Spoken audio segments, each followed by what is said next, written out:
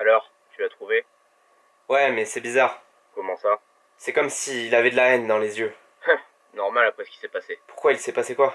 Ah mais t'as pas vu? Il a eu un pouce rouge sur sa dernière vidéo. Il a totalement brillé. Merde. Et tu penses qu'on va devoir... On n'a pas le choix. Ok, j'installe le matériel. J'espère qu'il y aura pas trop de dommages collatéraux. Moi non plus.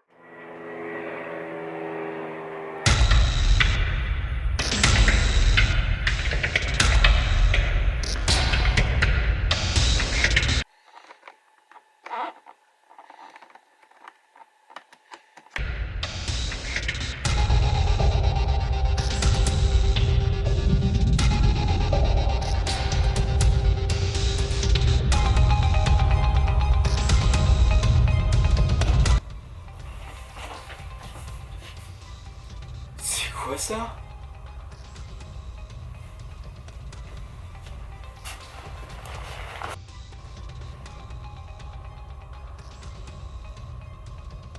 Wouah. Tiens, c'est quoi ce fichier là? Ça me gave. Ok, il va être temps de te remettre les pieds sur terre. Surtout si tu crois qu'il y a les hommes et les animaux. Si tu regardes ton petit arbre de phylogénétique, tu es ça. Et si tu regardes l'échelle de l'univers, tu es... Non, pas ça. Pas ça non plus. Tu es ça. T'inquiète pas, les lois françaises, elles sont aussi en retard que toi, donc on va faire un petit cours de rattrapage. Maintenant, en France, le chien est considéré comme un être vivant. Yes. Après, maintenant, il s'agirait de l'appliquer. En fait, c'est très rare que les gens soient condamnés pour quoi que ce soit à propos des animaux. Les chats, c'est pire. Ils sont considérés comme des objets. Mais t'as cru que c'était une table basse, sale fils de... En raison de la violence des propos qui vont suivre et de la grosse probabilité de se faire démonétiser, nous avons décidé de couper ce passage. Par exemple, est-ce que tu savais que les poissons rouges ne doivent pas être mis dans un bocal? Alors, il y en a plein qui vont se dire oui, mais il y en a plein qui vont se dire non aussi. Thanks, Captain Obvious. La mémoire de 3 secondes, ça n'a jamais existé, d'accord? Même Dory, même le poisson rouge. Aucun n'a une mémoire si petite. En l'occurrence, pour un poisson rouge, il vaut mieux un bac de 50 litres. C'est pas ta petite merde. Il faut aussi un filtreur d'eau, il te faut beaucoup de choses. Et en plus, il faut qu'il soit 2 par bac, minimum. Parce qu'un poisson rouge, ça vit en groupe. Et c'est pas parce que tu peux en acheter en animalerie avec un vieux bocal sans filtre que tu dois le faire. Et dans les fêtes foraines, c'est pareil. Il y en a encore qui les font gagner en lot pour la pêche au canard. Non, c'est interdit, c'est puni par la loi. Ils vont se dire, oh, ça va, c'est que des animaux. Non, tu es un animal. Qu'est-ce que tu n'as pas compris? Ouais, mais tu comprends, nous on est différents quoi, on est gentils. Les dauphins aussi. Ils chantent des berceuses quand leur bébé est dans leur ventre, ok? Oui, bon d'accord, pour certains, ça s'en rapproche. Mais il y a quand même une grosse différence entre les humains et les animaux. Ah oui, on est les descendants directs d'Adam et Ève. Et du coup, les descendants directs des dinosaures, c'est les lézards, c'est ça? Bien évidemment! Bien évidemment! Bien évidemment! Bah non, c'est la poule. Ouais, la poule. La poule, c'est le descendant du T-Rex. Bah non, regarde dans Jurassic Park. C'est sûr que Jurassic Park, ça aurait fait bien moins peur si on avait fait les vraies représentations.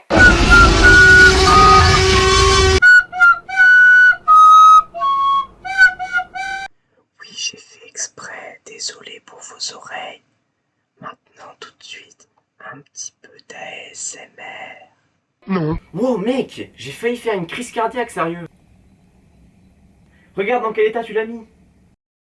Ah bah voilà un truc qu'il y a que nous qui faisons. Non plus, parce qu'en fait, les bébés éléphants, ils sucent leur trompe quand ils sont petits, comme nous on suce notre pouce. Il y a quand même une différence, sinon je les chasserais pas quoi. Ok, et du coup, faire ça avec des êtres humains, ça te dérange par contre? Persécuter les chats noirs parce qu'ils portent malheur, ça t'a pas posé problème. Du braconnage pour les défenses d'éléphants, ça t'a pas dérangé non plus. Pêcher des requins pour garder leur aileron, non plus.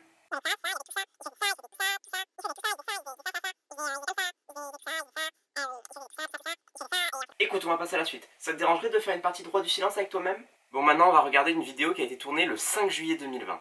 Le 5 juillet 2020, un loup a été abattu dans les Pyrénées. Suite à ça, le journaliste Hugo Clément a fait un reportage qui a fait polémique. Surtout auprès des bergers, je te cache pas. Et notre cher berger, Joseph Buisson, a répondu en vidéo à Hugo Clément. Je vais vous récapituler les deux personnages de la façon la plus objective possible. Challenger numéro 1. Joseph Buisson, dit le berger. Non mais attends, c'est tout ce que t'as à dire? Ouais bon, y a pas grand chose à dire sur lui hein.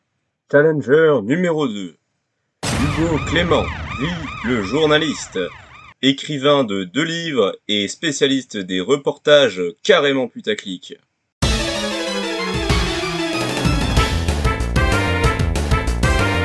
pense que vous vous doutez un petit peu de la position que je vais prendre, mais je vais essayer d'être le plus impartial possible. Après avoir étudié la question, j'avais quand même mon petit avis là-dessus, mais j'étais étonné de tous les points positifs que j'ai trouvés à l'autre. Dimanche 5 juillet, vers 23 h, un jeune loup a été abattu au col du Lautaret dans les Hautes-Alpes. Il passait à proximité d'un troupeau de moutons, mais n'était pas en train de l'attaquer. Le troupeau était protégé par des filets, il était protégé par des chiens de protection, donc des patous. Il a totalement dissuadé le loup, il n'a rien tenté. Il est parti, et au final, il a fait 50 mètres, les louvetiers l'ont sifflé, et l'ont éclairé. Et puis ils l'ont tiré. Premièrement, le berger nous apprend que le loup était à proximité de ses troupeaux. Ok, mais qu'il n'a rien tenté. Je vous laisse un peu réfléchir. Il nous explique alors qu'il était en phase d'approche et en phase de prédation. Je comprends pas vraiment comment on peut être en phase de prédation, s'approcher d'un troupeau, mais quand même rien tenter. Il y a deux choses qui collent pas. Mais passons. Si tu connaissais un peu la réglementation au lieu d'appeler la préfecture, les réglementations sur les tirs de défense simples, tirs de défense renforcés, tu les as sur internet, tu peux les trouver très très vite. Tu verras que le tir était légal. Le tir était légal, et sur ça, je ne te contredirai pas. Mais c'est pas parce que c'est légal que c'est bien. Je sais pas si tu te rappelles, mais il y a quelques années, le tir sur les noirs était autorisé. Je suis un nationaliste blanc occidentaliste, c'est-à-dire que je considère que la vie en Occident est la meilleure possible et qu'elle doit être préservée, donc on va dire plutôt dans des pays blancs. Après, si tu me dis que ça aussi c'est normal, bon bah je peux plus rien faire pour toi quoi. Suite à ça, tu critiques les photographes animaliers. Ça sert à rien de faire des vidéos à la con avec un photographe animalier qui se paluche en regardant des loups pendant 4 ans pour aller raconter n'importe quoi, qu'on tue des loups pour rien faire, qu'on les tue comme ça pour le plaisir.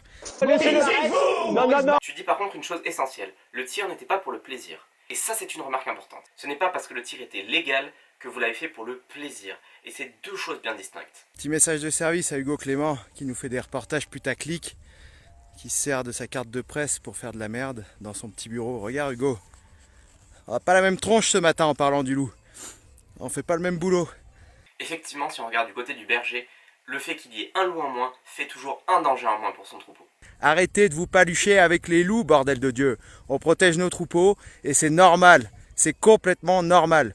Il faut qu'on apprenne à respecter cette frontière entre le sauvage et le domestique. C'est normal. On doit vivre ensemble et c'est une manière de vivre ensemble en fait. Si les loups s'approchent de nos troupeaux, si on a les tirs de défense qui sont acceptés par la préfecture, c'est normal que les louvetiers tirent. Mais tu dis que cela peut faire une frontière homme-animal. Or, ce n'est pas ça une frontière homme-animal. Ou alors tu comptes faire la même frontière qu'entre les États-Unis et le Mexique. Tu l'auras compris, ce n'est pas une manière de vivre ensemble. C'est juste quelque chose pour protéger ton territoire. Et lui aussi protège le sien. Parce que quelque chose que tu ne dis pas, c'est qu'il était à proximité de tes troupeaux. Mais le reste de la vallée est rempli de maisons. La chasse, la déforestation, les constructions, tout ça fait que le loup va se rapprocher de plus en plus de tes troupeaux. Et c'est toi qui l'y rapproches. Par la suite, tu attaques Hugo Clément personnellement. Mon Hugo Clément, viens mouiller la chemise avec moi là. Viens porter les 10 litres d'eau à mes chiens de protection qui sont dans mon parc. Tu dis aussi qu'il ne tiendrait pas une journée avec toi. C'est exact. Mais toi non plus, tu ne tiendrais pas une journée dans son métier. Parce que toi, tu fais un travail physique, il ne tiendrait pas. Mais lui fait un travail de recherche. Un travail de recherche que tu ne sais sûrement pas faire. Message à Hugo Clément, moi ici, tout est public, je fais rien en privé. C'est vrai que dans l'article du Huffington, tu dis que tu m'as contacté, c'est vrai. Tu m'as contacté hier. Je voulais juste te dire qu'ici, la 4G, c'était pas comme les crottes de chiens dans la rue. On n'arrivait pas à marcher dessus tous les jours, quoi. Donc on est obligé un peu de se déplacer. Effectivement, il t'a envoyé un message privé. Il allait pas te refaire un super reportage juste pour toi. Tu voulais quoi? Qu'il prenne un haut-parleur et qu'il l'annonce en plein milieu de la place publique? Alors désolé si j'ai été long, je sais que dans ta vie à toi, t'es dans l'instantanéité. Mais nous ici, on est sur le long terme. Tu as raison sur un point. Tu ne lui as pas répondu car tu ne pouvais pas à cause de ton travail. Tu ne peux pas faire les choses dans l'instant et ce n'est pas de ta faute. Tu te fous de la gueule de qui, mon gars? Tu me proposes 1 à 2 semaines venir l'année prochaine. L'année prochaine. Le courage a ses limites. 1 à 2 semaines l'année prochaine pour essayer de toucher du doigt les pratiques pastorales. Mais ne lui reproche pas après de faire la même chose. Oui, il te dit dans 1 an. Il te dit qu'il ne pourra pas venir avant 1 an. Comme tu l'as si bien dit avant, toi non plus tu n'as pas répondu vite. Alors oui, c'est pas 1 an, mais quand même. Toutes mes informations, c'est public, c'est sur carnet de berger. Je poste à peu près 2 à 3 fois par jour ce que je fais. La recherche publique, ça se respecte. Et il y a des mecs qui travaillent comme des acharnés qu'on n'écoute pas. Et nous, on aimerait bien les écouter. Et franchement, allez chercher leur bilan. Je l'ai posté sur ma page, je l'ai posté sur d'autres pages. Ils sortent des notes. Oula. Attention, hein. C'est pas parce que le bilan est public que c'est bien. Tu sais aussi qu'il y a un bilan public pour les gens qui sont morts du coronavirus. Effectivement, quand ils abattent un loup au moment où il est en phase d'approche autour d'un troupeau, c'est une satisfaction. C'est une satisfaction parce que pour eux, c'est des sorties de nuit en moins. Ces mecs-là bossent Ils bossent le jour, ils ont un travail. Donc ça suffit en fait les vidéos de merde. Après tu marques un point. Hugo Clément n'a pris que la défense du loup et n'a jamais parlé des bergers. C'est pas parce que je suis en contradiction avec toi que je suis d'accord avec Hugo Clément. Parce qu'effectivement les reportages putaclic c'est bien 2 minutes, mais au bout d'un moment ça suffit. Sur ce, je vous souhaite une bonne journée à tous.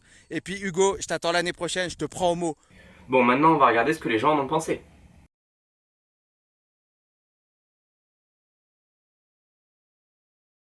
Tiens, c'est vrai ça? Qu'est-ce que je fais là? Mais attends, mais pourquoi j'ai de nouveau mon manteau? Mais